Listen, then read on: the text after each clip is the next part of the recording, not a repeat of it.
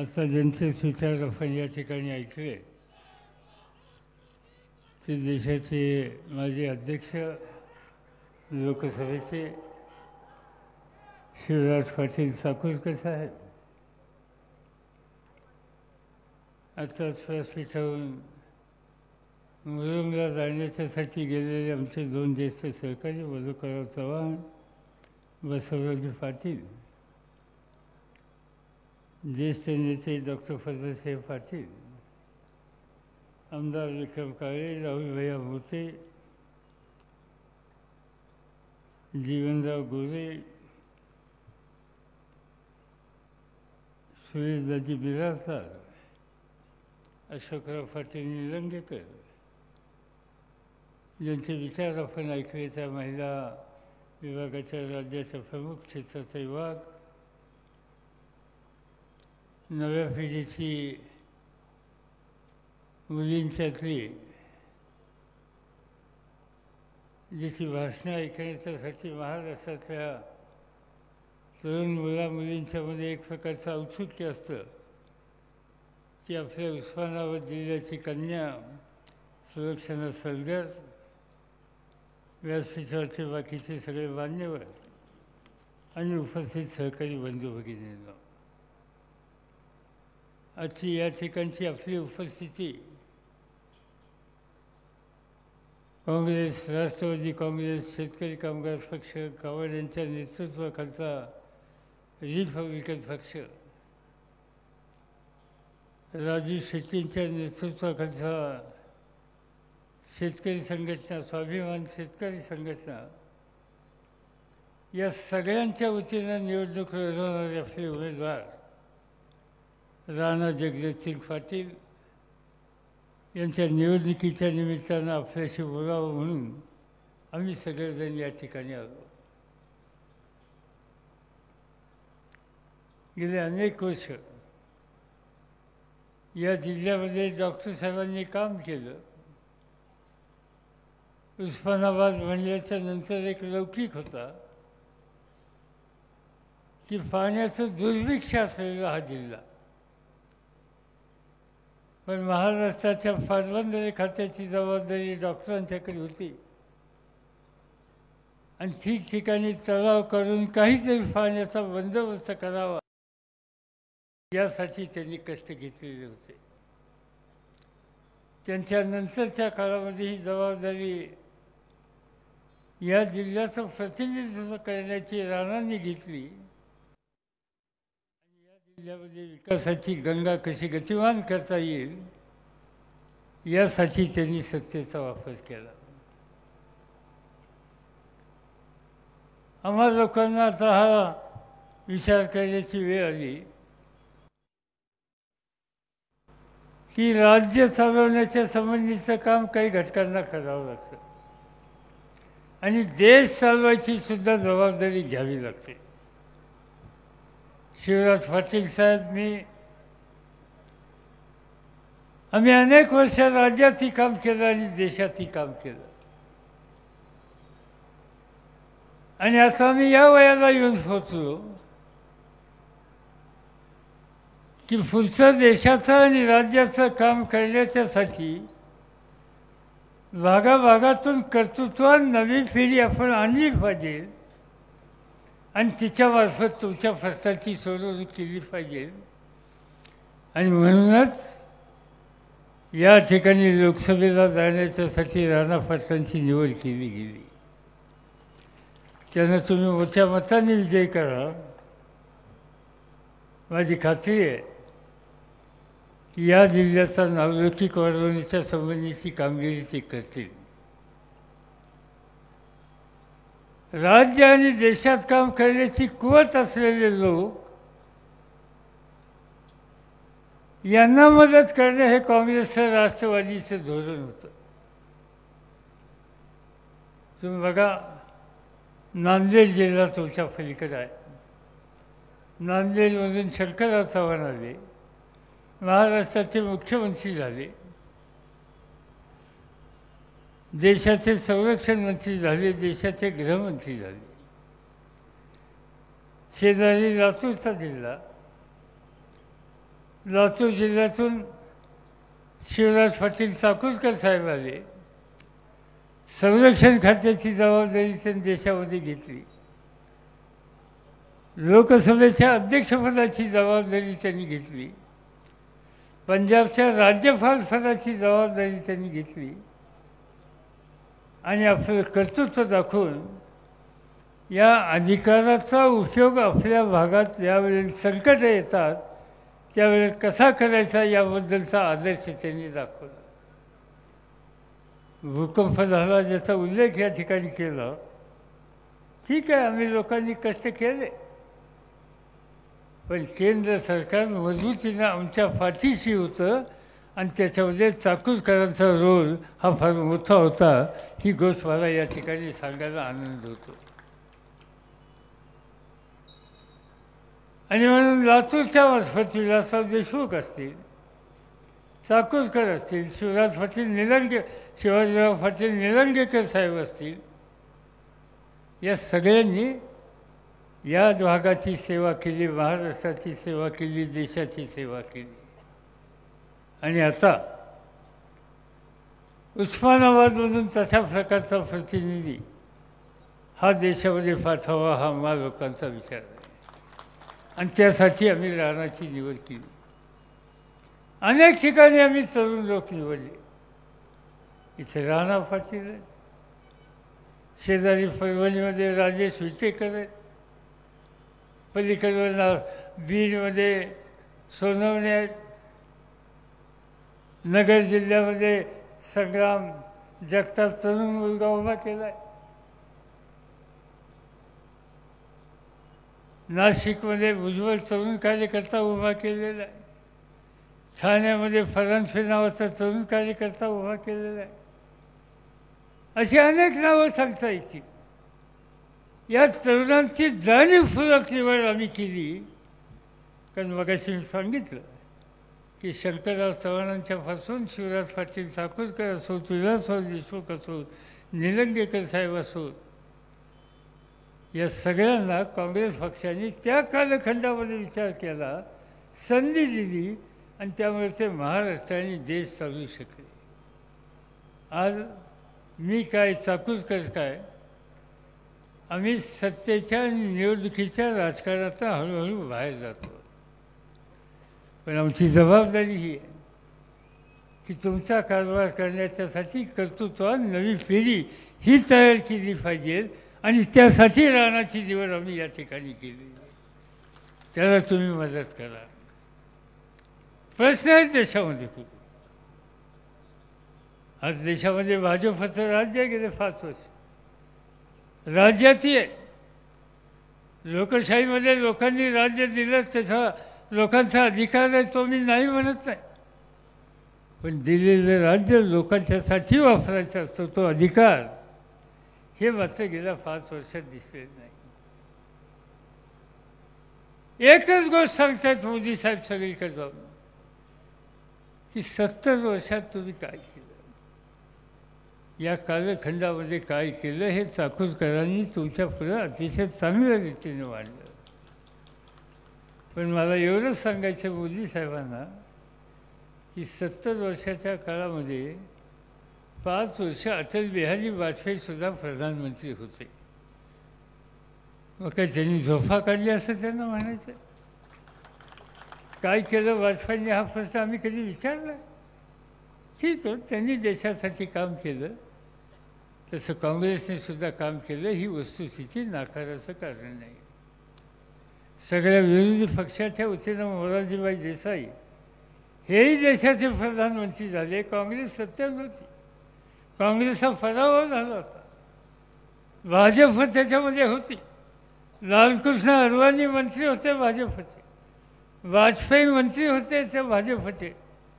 मग यांनी त्या काळामध्ये काय केलं असा प्रश्न आम्ही विचारता येईल. आम्ही हा विचारणार नाही, कारण लोकांचा तो अधिकार होता. आणि आज मोदी साहेब 5 वर्षामध्ये काय केलं हे सांगण्यासारखी स्थिती नसल्यामुळं आज फक्त विरोधकांच्यावर टीका करतात. त्यांचं कुठलंही भाषण तुम्ही काढा, सगळ्यात जास्त हल्ला कशावर आहे?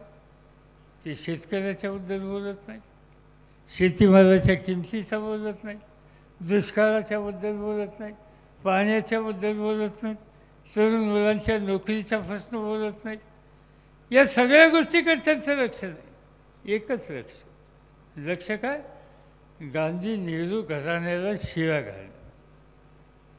एकच काम आहे.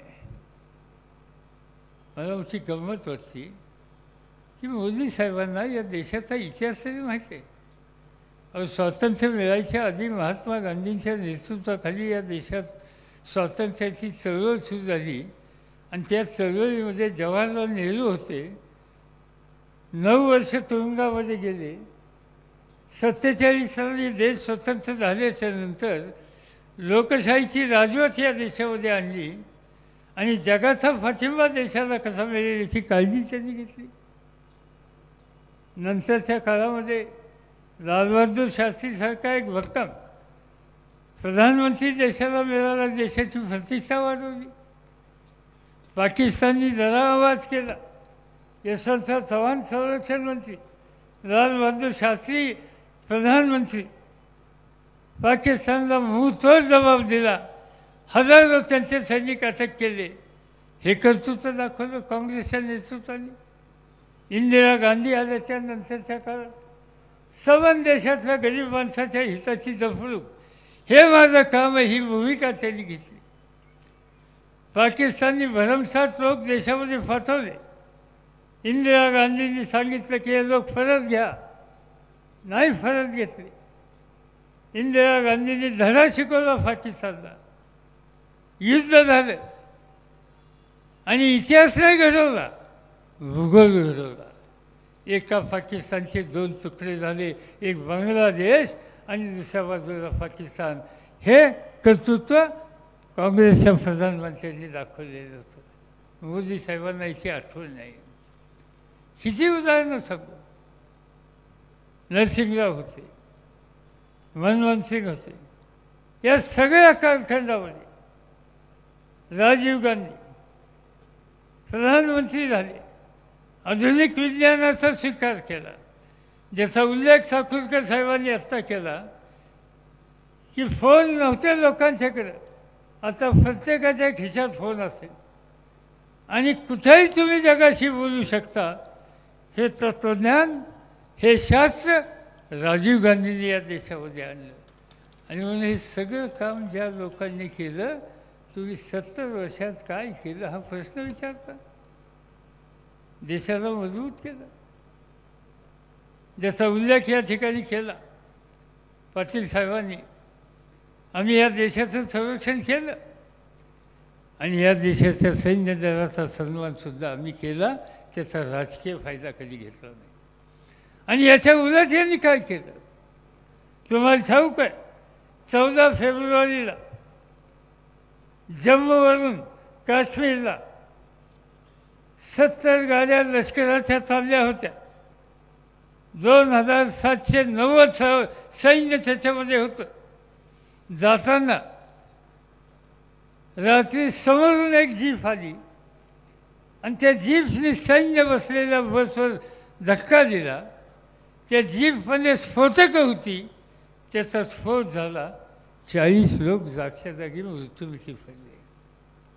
मला आठवत आहे की दुसऱ्या दिवशी प्रधानमंत्र्यांनी बैठक बोलवली देशातल्या सगळ्या पक्षाच्या लोकांची. त्या बैठकीला मी हजर होतो. आम्हा लोकांना विचारलं काय करायचं. आम्ही सांगितलं काय करायचं हा काही प्रश्न आहे. या दहशतवाद्यांनी आमच्या जवानांची हत्या केली, त्या दहशतवाद्यांना उद्ध्वस्त करण्याच्या संबंधीचं काम केलं पाहिजे. तुम्ही लष्कराला सवलत द्या, अधिकार द्या आणि आम्ही सगळेजण त्याच्या पाठीशी आहोत. आम्ही इथं राजकारण करणार नाही. आणि तुम्हाला ठाऊक आहे की त्याला उत्तर देण्याचं काम आपल्या सैन्याने केलं आणि पाकिस्तानला त्या निमित्तानं धडा शिकवला, शेजारच्या देशाला धडा शिकवला. हे काम कोणी केलं? काम केलं जवानांनी, सैन्याने. आमचं एक विमान पडलं तिथं, पाकिस्तानने पाडलं. त्या विमानामध्ये एक आपला पायलट होता, त्याचं नाव अभिनंदन. त्याला पाकिस्तानच्या सैन्याने पकडलं. पण एक आंतरराष्ट्रीय कायदा आहे की अशा युद्धामध्ये कोणी जवान किंवा अधिकारी अटक झाला तर त्याला सोडलं पाहिजे.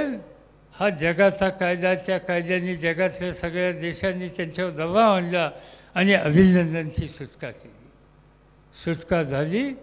कारण अमेरिका असो, जपान असो, जर्मनी असो, इंग्लंड असो, या सगळ्या देशांनी या सुटकेची मागणी केली. पाकिस्तानला शेवटी त्याला सोडावं लागलं. अभिनंदन सुटलं आणि अभिनंदन सुटलं आणि इथं प्रधानमंत्री सांगायला लागले की 56 इंचाची माझी छाती आहे, मी शोधून आलो. मोठी गंमत आहे. मला माहिती नाही तुम्हाला ठाऊक आहे का नाही. कुलभूषण जाधव नावाचा एक आपला जवान गेले 3 वर्षाच्या पूर्वी अटक केली पाकिस्तानमध्ये आहे. आम्ही पार्लमेंटमध्ये मागणी केली त्याला सोडून आणा. नाही सोडून आणता आलं. 3 वर्ष आमच्या जवानाला पाकिस्तानच्या जेलमध्ये ठेवलं आहे. त्याला सोडून आणण्याच्यासाठी ही 56 इंचाची छाती एकदम 15 इंचावर आली कशी? कुठे गेली 56 इंचाची छाती? याचा अर्थ सरळ आहे की कर्तृत्व आणि शौर्य सैन्याने दाखवलं आणि त्याचा राजकीय फायदा हे घ्यायला लागले. मला आठवतं आहे 1 महिन्याच्या पूर्वी मी नाशिकला गेलो होतो आणि नाशिकला गेल्याच्या नंतर मला माहीत होतं की काश्मीरमध्ये भारताचं एक हेलिकॉप्टर पडलं आणि ते हेलिकॉप्टरमध्ये 7 लष्कराचे अधिकारी मृत्युमुखी पडले. त्याच्यामध्ये वायुदलातला लीडर निनाद मांडवगणे हे त्याचं नाव, हा नाशिकच्या जवळ राहणारा होता. तो मृत्युमुखी पडला. मी नाशिकला गेल्याच्या नंतर त्याच्या घरी जाऊन भेटलो. त्याच्या आईवडिलांना भेटलो, त्याच्या पत्नीला भेटलो, धीर दिला. काही असलं तर आम्ही मदत करायला तयार आहोत सांगितलं. देशाच्या सरकारला तुमचं काही म्हणणं सांगायचं असेल तर सांगा, आम्ही त्यांच्यापर्यंत पोचवतो हे सांगितलं. त्या निनादच्या बायकोने मला एकच सांगितलं की माझा नवरा गेला, तो काही परत येणार नाही. दुःखी आहे मी, पण मला अभिमान आहे की देशाच्या रक्षणासाठी माझा नवरा गेला.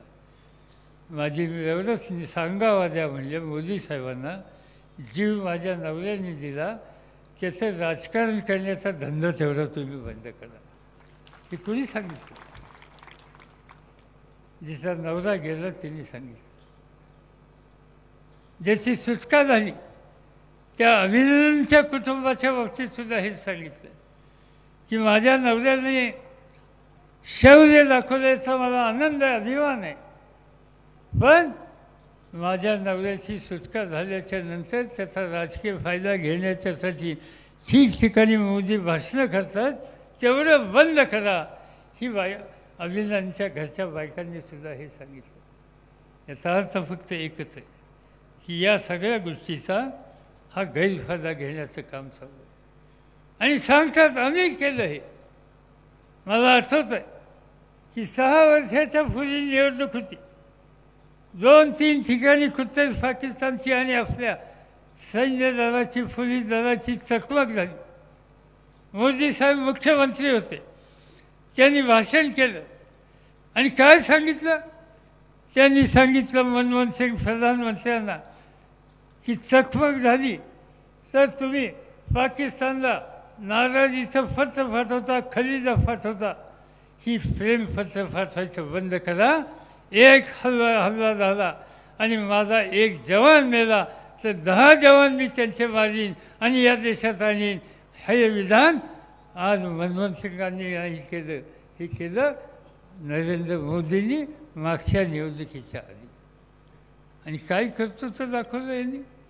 2014 साली हे प्रधानमंत्री झाले. या देशामध्ये हल्ले झाले 267. 2015मध्ये हल्ले झाले 208 आणि 2016मध्ये हल्ले झाले 218 एवढे त्या ठिकाणी केले गेले. आणि कसं हे संरक्षण करता येईल?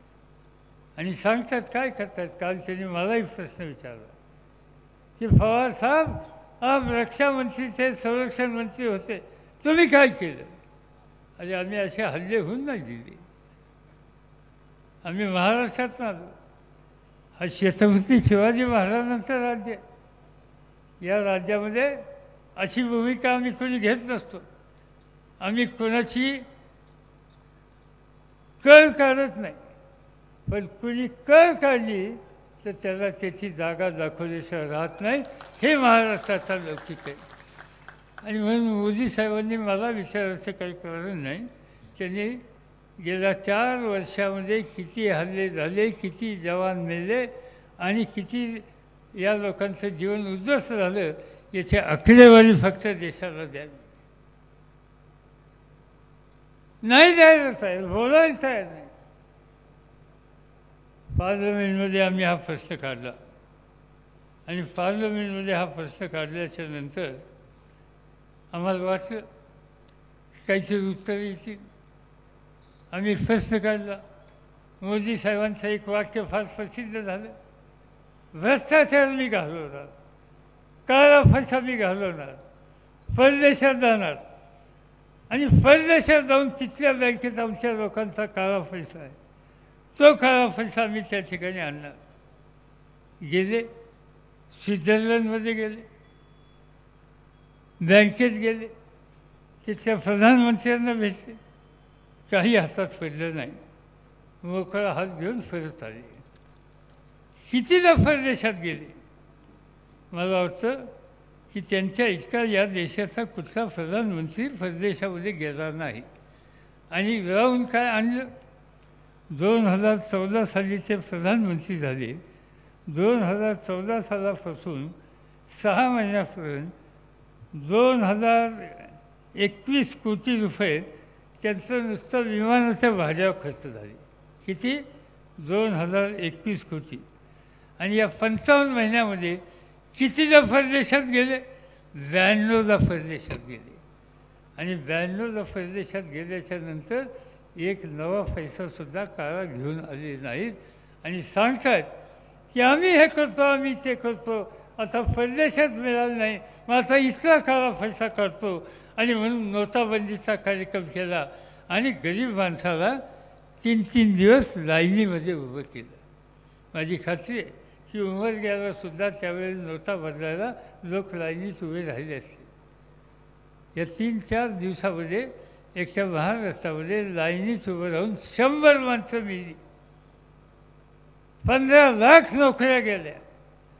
छोटे व्यवसाय बुडले, धंदे बुडले आणि नवीन कारखानदारी आली नाही. आणि या सगळ्या गोष्टीच्या माध्यमातून नोटाबंदीचा जुमला हा लोकांची फसवणूक करणारा आहे. ही सगळ्या जगाच्या देशाच्या समोर आलेली गोष्ट आहे. आणि म्हणून ते काम त्यांनी केलं. आज ते सांगतात, मला प्रश्न विचारतात की शरदराव तुम्ही शेतीमंत्री होता, त्यावेळी शेतकऱ्यांनी आत्महत्या केल्या. आत्महत्या केल्या. यवतमाळ जिल्ह्यामध्ये शेतकऱ्यांनी आत्महत्या केल्याची माहिती मला मिळाली. मी दिल्लीमध्ये होतो, शेतीमंत्री होतो. ताबडतोब प्रधानमंत्र्यांच्याकडे गेलो आणि त्यांना सांगितलं की हा बळीराजा आत्महत्या करतो, ही साधीसुधी गोष्ट नाही. आपण दोघांनी यवतमाळ जिल्ह्यात ताबडतोब गेलं पाहिजे आणि आत्महत्या करणाऱ्या शेतकऱ्याच्या कुटुंबाची स्थिती समजून घेतली पाहिजे आणि धोरणामध्ये बदल केला पाहिजे. दुसऱ्या दिवशी आम्ही दिल्लीहून नागपूरला गेलो, नागपूरहून यवतमाळला गेलो. ज्या कुटुंबातल्या शेतकऱ्याने आत्महत्या केली तिच्या घरी जाऊन आम्ही तिच्या माऊलीला भेटलो. बिचारी डोळ्याचं पाणी येत होतं. तिला विचारलं काय झालं, तू स्वस्थ सांग. तिने सांगितलं बाकी काही नाही. सोसायटी बँकेचे पैसे काढले होते, पेरणी केली, पाऊस आला नाही, लागोपाठ 2 वर्ष दुष्काळ पडला, थकबाकी वाढली, पैसे देता आले नाहीत. बँकेची नोटीस आली, बँकेने सांगितलं की पैसे भरा नाही तर जप्ती आणू. आणि एक दिवशी जप्तीच्यासाठी बँकेचे लोक आले. शेजारी माझ्या नवऱ्याला म्हणजे 20 वर्षाची मुलगी, तिचं लग्न ठरलं होतं, 15 दिवसांनी तिचं लग्न होणार होतं. त्या नवऱ्याला काळजी एकच की माझ्या घरावर जप्ती आली, माझी भाजी कुल्ली काढली ही इवायला जर कळलं तर माझ्या पोरीचं लग्न बोलल्याशिवाय राहणार नाही आणि तिचं आयुष्याचं नव्हतं त्या ठिकाणी झाल्याशिवाय राहणार नाही. रात्रीचं उठला, इंजिन प्याला आणि त्यांनी जीव दिला. कशामुळे केलं त्यांनी? कर्जबाजारी फरारी केलं. आम्ही ऐकलं, प्रधानमंत्र्यांनी आणि मी त्या भगिनीचं म्हणणं ऐकलं. दिल्लीला गेलो आणि 8 दिवसाच्या आत हिंदुस्थानातल्या शेतकऱ्यांच्या डोक्यावरचं 70,000 कोटीचं कर्ज एका रकमेनं माफ करून टाकलं. नाही म्हणलं त्याच्या अर्थात मोठ्या मोठ्या भांडवलदारांनी पैसे बुडवले, त्यांना माफी मिळते. ज्यांनी हजारो कोटी रुपये थकवले त्यांना माफी मिळते. आणि या देशातल्या सर्व लोकांना 2 वेळेला भोजनाचा जेवणाचा प्रश्न सोडवणारा बळीराजा आहे, त्याला माफी मिळत नाही. हे चालायचं नाही. ती माफी द्यायच्या संबंधीचा निर्णय आम्ही त्या काळामध्ये केलेला होता. आज महाराष्ट्रामध्ये पुन्हा एकदा आत्महत्या सुरू झाली. फडणवीसांचं सरकार आहे. फडणवीसांच्या सरकारमध्ये गेल्या 2 वर्षामध्ये महाराष्ट्रामध्ये 11,998 शेतकऱ्यांनी आत्महत्या केल्या. का केल्या? शेतीमालाला किंमत नाही, दुष्काळाला कोणी मदत नाही, कुठं अतिवृष्टी झाली तर त्याच्यात कोणी बघत नाही.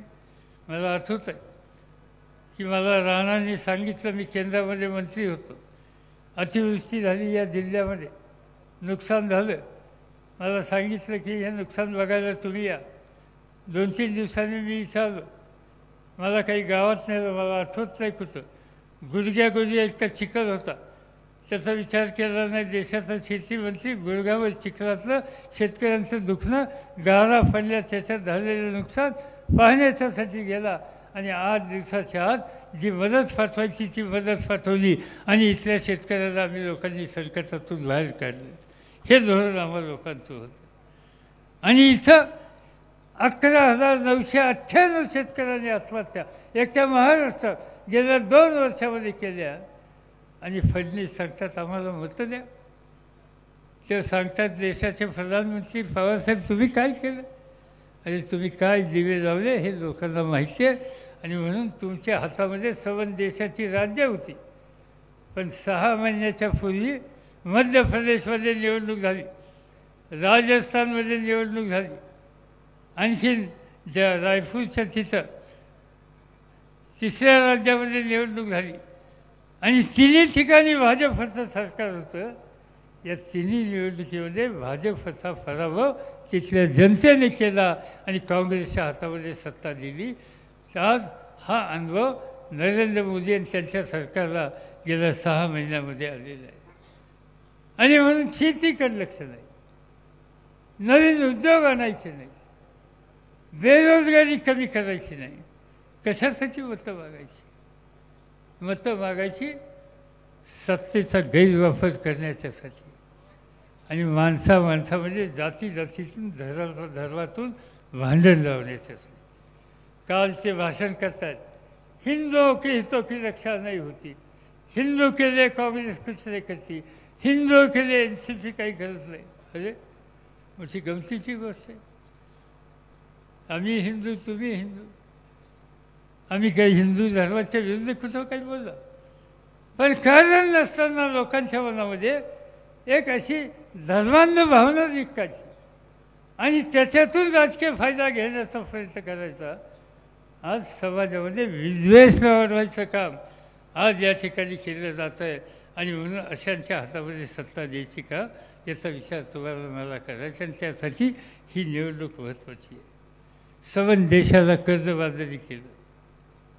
4.5 वर्षाच्या पूर्वी मोदीचं राज्य होतं आणि 70 वर्ष ज्या वेळेला इतरांचं राज्य होतं त्यावेळेला या देशावर 3.25 लाख कोटीचं कर्ज होतं. आणि हे 3.25 लाखाचं कर्ज 70 वर्षात होतं. त्याच्यात वाजपेयींच्याही काळाला आणि मोदींच्या काळामध्ये 4.5 वर्षामध्ये 3.25 लाखावरून 5,40,000 कोटीचं कर्ज हा बोजा या देशाचा तुमच्या माझ्या सगळ्यांच्या डोक्यावर मोदी साहेबांनी टाकलेला आहे. देश कर्जबाजारी करून टाकला। आज जगातली सगळ्यात उंची जागतिक बँक आहे, त्यांनी सांगितलं की सगळ्यात जास्त कर्ज असलेला देश आज भारतात झालेला आहे। आणि एका बाजूनं कर्जबाजारी लोकांची संख्या मोठी आहे आणि दुसरी यांच्या कालखंडामध्ये देशाची 77% धन संपत्ती ही फक्त 10% लोकांच्याकडे आहे। 77% संपत्ती 10% लोकांच्याकडे आहे आणि बाकीच्या 90% लोकांच्या डोसक्यात हे लाखो कोटीचं कर्ज आहे। हे कर्तृत्व दाखवलं शिवसेना आणि भाजपच्या लोकांनी आणि ते मतं मागण्याच्यासाठी आम्हाला येतं आणि सांगतात आम्हाला संधी द्या। म्हणजे तुम्ही फार उत्तम काम केलं असतं तर या ठिकाणी 5 वर्षात तुम्ही उमेदवार बदलला असता। लातूरला इथं तुम्ही 5 वर्षात उमेदवार बदलल्याची माहिती, का बदलला मला माहिती नाही। त्यांना का बदलावं असं वाटतं?